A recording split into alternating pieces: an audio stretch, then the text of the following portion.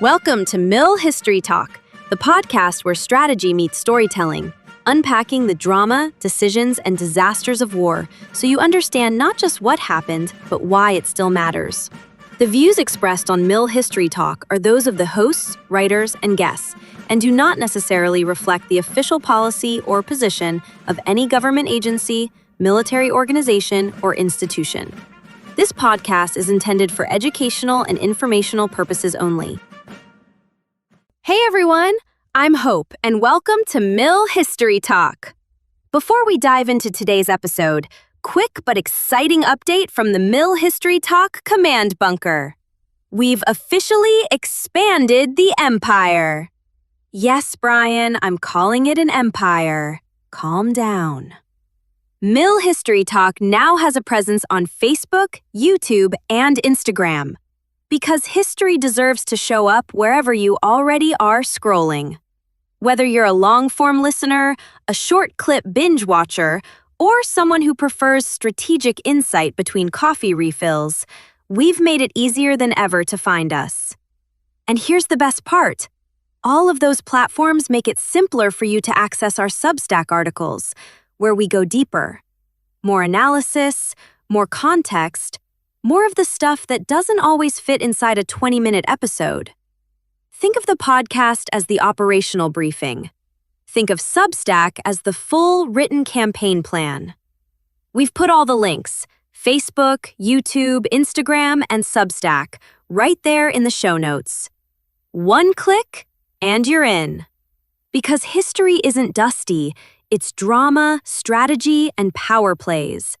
And now, it's just easier to access wherever you are. Well, since we're expanding the empire, as Hope so modestly put it, we'll also be creating a new position here at Mill History Talk. Oh, are we finally hiring a director of grand strategy? Not quite. We're creating the role of media coordinator to handle all the new traffic, crosslinks, and digital integration. That sounds important. Organized. Responsible. Probably color-coded. It is important. And we've already filled the position. Oh, good. I was worried I'd have to interview candidates and ask them how they feel about Clausewitz.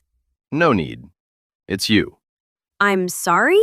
The nameplate is being added to your office door as we speak. You're giving me another job? You're welcome. Let me just clarify my current portfolio here. I'm co-host. I'm the YouTube Shorts narrator. I'm book review task chief. I'm the official Hollywood liaison. I'm the resident Clausewitz fangirl. And now I'm media coordinator?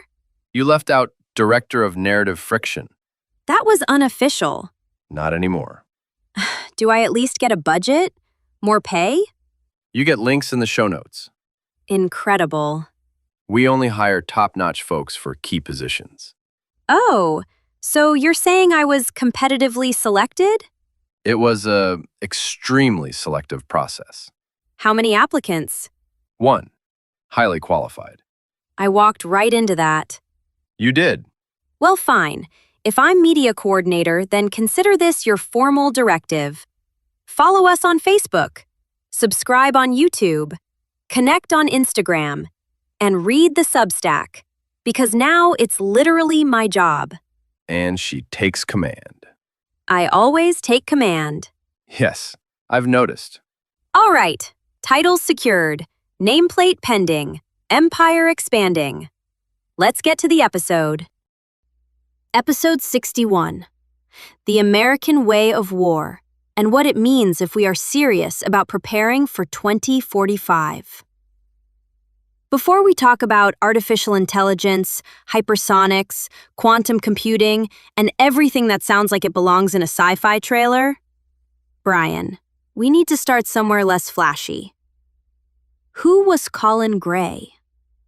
Colin S. Gray was one of the most important strategic thinkers of the late 20th and early 21st centuries. He was British-born, but much of his intellectual work focused on American strategy. He was not hostile. He was diagnostic. Gray believes strategy is the bridge between political purpose and military action, and he devoted his career to studying how nations build that bridge and how they sometimes misuse it. So this wasn't criticism for the sake of criticism. No, it was disciplined self-examination. And that's harder than studying an adversary. You're about to quote Sun Tzu. If you know the enemy and know yourself, you need not fear the result of 100 battles. Most people quote the first half. The second half is more demanding. Knowing yourself requires honesty. Yes, and Gray forced that honesty. All right, walk us through it. What did Gray actually say about how America fights? He identified 13 recurring characteristics of the American way of war. They are tendencies, patterns, habits visible across conflicts. First, Americans tend to be apolitical in war. Not that political objectives don't exist, but once war begins, military execution often dominates political integration. In World War II, this alignment worked.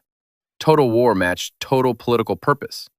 In Vietnam, military operations continued under an attritional logic, but political alignment drifted. Operational brilliance cannot compensate for strategic incoherence. Correct. And Clausewitz would remind us, war is political, always. Second, Americans can be astrategic. We often assume battlefield dominance will produce strategic success. In 2003, Baghdad fell in weeks. The campaign was operationally superb, but strategic closure did not follow. So it's like winning every episode of a series, but never writing the final season. Acceptable analogy. Third, ahistorical. Americans innovate forward. We demobilize quickly. We rediscover lessons. After Vietnam, counterinsurgency knowledge declined. After Iraq and Afghanistan, the same risk exists. History is not decorative. It's diagnostic.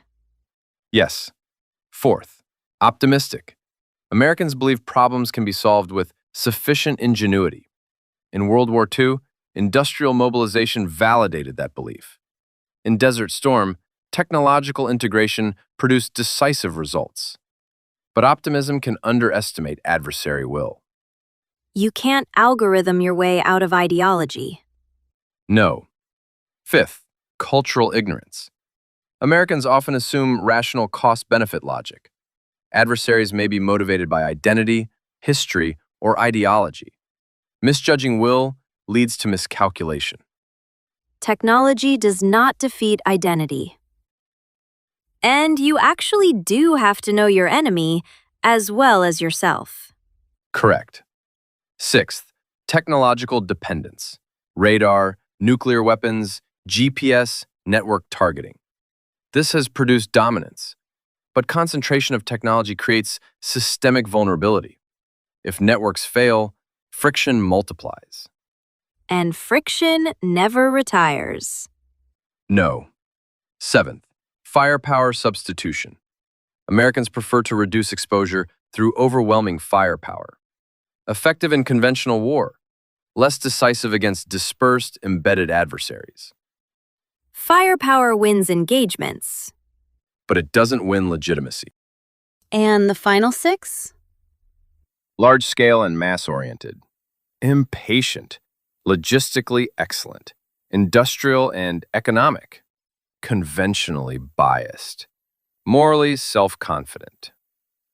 These explain why the United States is formidable in conventional conflict, and occasionally frustrated in prolonged ambiguity. Impatience may be the most dangerous. Time becomes a weapon. Now we pivot. Artificial intelligence, quantum computing, hypersonic precision strike, autonomous swarms, persistent cyber penetration.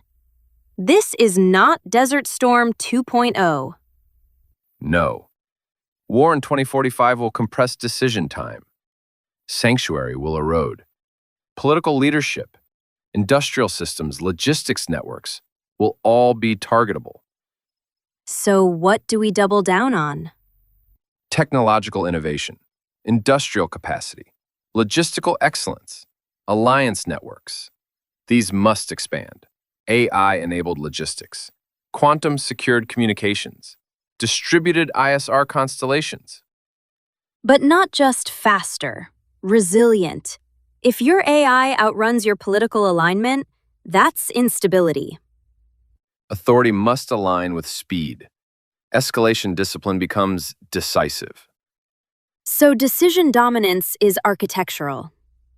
Yes, it is organizational design.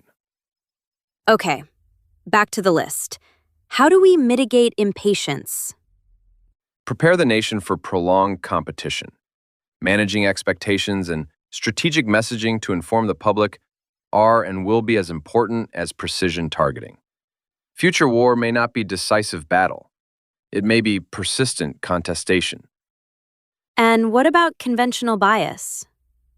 Absolutely essential. You have to maintain high-end capability, but build distributed resilience, mesh networks, decentralized logistics, redundant space assets. And what's the solution to cognitive warfare? You know, AI-generated disinformation and messaging attacks against alliance cohesion. Moral self-confidence must be defended. Legitimacy is now a battle space. There's no short-term solution. It's found on things like public education and political leadership that is trusted and earns that trust daily over time. Part of our educational approach going forward has to be public awareness of manipulation techniques and technology.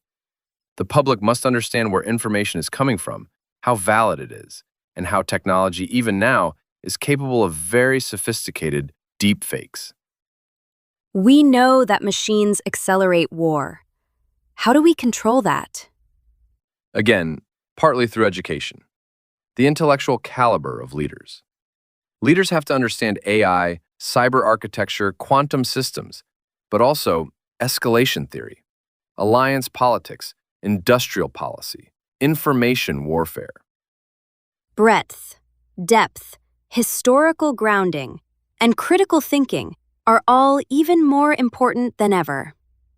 To mitigate a strategic drift and a historical amnesia, professional military education must expand. Red teaming, strategic gaming, comparative strategic culture. And, of course, military history. Lots of it. The decisive edge in 2045 will not belong to the fastest algorithm alone. It will belong to the side whose leaders can integrate technology with coherent strategy under pressure. Colin Gray showed us who we are. War in the future, say 2045, demands we decide who we will be.